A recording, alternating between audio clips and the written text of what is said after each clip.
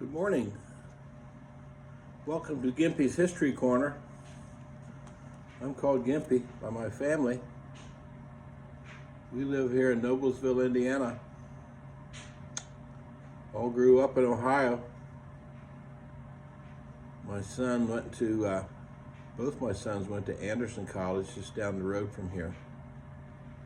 And that's how my oldest son ended up living in Noblesville. He always liked living here. Started visiting here when he was younger and moved his family here. This is a postcard of the county courthouse, the old county courthouse on Courthouse Square. A lot of offices still in there, and then they have a new courthouse across the street. I'm going to do a video on a famous court case that happened in this old courthouse here. Be coming up soon. Okay. Here we are on video number 164, and it's a follow-up to my last video on Andrew Carnegie. And this is the topic is the most philanthropic billionaires today. Andrew Carnegie was one of the most philanthropic of the Gilded Age tycoons. And we're going to start with him again and move through to history and see how our present day tycoons are doing. All right, Andrew Carnegie spent $350 million, it says in this report. That must be in today's money, on libraries, universities.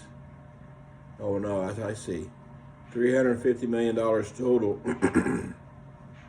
Libraries, universities, and scientific research. So it wasn't just libraries that Carnegie gave to. He advocated the gospel of wealth. I think he wrote a book about it. It said this was his moral duty to help society with public libraries, universities, and scientific research. John D. Rockefeller, who was the oil magnate. Carnegie was steel. Rockefeller was oil. $500 million. Public health, education, and scientific advancement. He started the University of Chicago. What? A whole university? And that's a pretty prestigious place. And of course the Rockefeller Foundation, which you see cited a lot. The foundation is the way that many of these rich people get started. And they set them up with money and give to it regularly. And then a foundation board will decide where the money goes. Henry Ford, the automobile magnate, gave to education and community development. A guy by the name of Julius Rosenwald funded African American schools in the segregated South. Sounded like a Jewish man, Rosenwald. George Eastman, who was one of the founders of the Kodak camera and film company, gave to universities and medical research.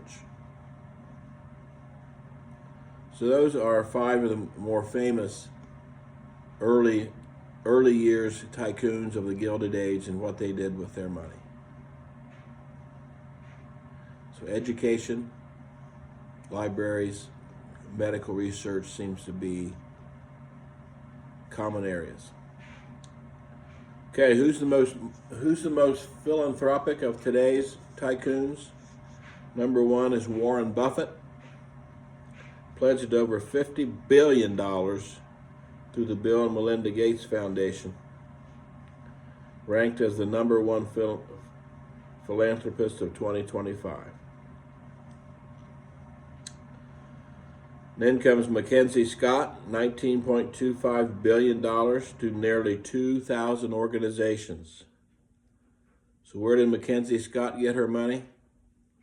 Well, it actually came from her ex-husband, Jeff Bezos, in the marriage settlement. So Jeff Bezos doesn't give very much, but his ex-wife certainly does, Mackenzie Scott. I remember when this was in the news, it had a list of all the different organizations, like it says here, 2,000 organizations. Wow, she spread it out. Bill and Melinda Gates from Microsoft, tens of billions of dollars to global health, education, and poverty reduction. And they have focused on eradicating diseases like malaria and polio. Now, Bill and Melinda are divorced now, and Bill was hanging around with Jeffrey Epstein. Ooh, that's not good. So who knows what's going to happen with that. I don't think anything will ever happen besides that one lady in prison. The rest of these sickos continue to walk around the earth without any problem, including our current president. All right, speaking of the current president, we have Michael and Susan Dell of Dell Computers recently pledged $6.25 billion to fund Trump accounts for young Americans.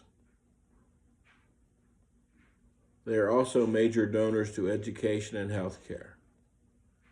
And Trump accounts are IRAs, were in this last budget under working family tax cuts. I think they start at $1,000. So it's good that it's coming from private donations rather than the tax money, I guess. But working families tax cuts, I don't know, does that exclude people on welfare? I don't know. I think LeBron James, famous basketball player, gives quite a bit of his money to poor kids' education. Mike Bloomberg, Bloomberg News, former mayor of New York City, billions of dollars to go to public health, climate change initiatives, and education. Reed Hastings and Patty Quillen, who are Netflix founders, educational equity, and racial justice. Okay, who are the billionaires who are the tightwads when it comes to philanthropy? I just mentioned Jeff Bezos gives less than 1% of his wealth. What a turkey. Elon Musk, also less than 1%. Jack Dorsey of Twitter, less than 5%. Mark Cuban, who's on TV all the time, former owner of the Dallas Mavericks, very small fraction of his. Steven Spielberg, famous movie director, less than 10%.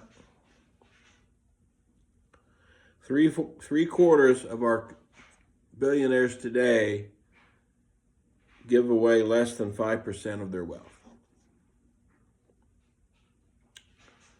And they pay a lower tax rate than the common American, and sometimes they pay no taxes at all. There ought to be a law that says if you're not going to pay taxes, you better start a foundation and start giving away a lot of your money. That's crazy. How do they live? They have a capital gains loophole. They borrow against their wealth. Huge tax breaks and deductions under Trump. And they set up trusts and foundations to shield their taxation. Okay, we use that foundation and their trust to give it away to people who can use it. Just did a video on tidal generators for electricity, and they're so expensive. Come on now, you billionaires and trillionaires, put your money together and start doing this stuff that's going to help the world. Come on. You guys are as bad as the Gilded Age tycoons, like the Vanderbilts. Crazy. start doing stuff that helps the world instead of yourself. Okay, that's video number 164. I told you one day on another video that there's all kinds of charities out there. Over 2 million nonprofits. I think there were like 5,000 charities, 6,000. You could give money to them, like the Mackenzie Scott did.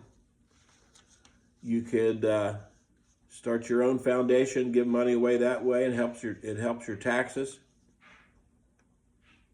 But you don't have to use it all for yourself. I give regular checks to my grandsons for their college fund. Hopefully by the time they get old enough to go to college, it won't be so expensive they can't go. And I can help pay for their college. I think college is extremely important. Like I said, LeBron James gives a ton of money away back in Akron, Ohio, to poor kids and their education. He didn't go to college. He went to the NBA right out of high school, but he's one of the richest athletes we've ever had. Michael Jordan is suing NASCAR with part of his billions of dollars, former basketball player. So I don't know. Rich people, they have our admiration for their achievement. Now let's see if they can deserve that admiration by helping out society. Okay, it's Monday morning, Rosie's Day, biscuits and gravy and bacon, yummo. Have a great day.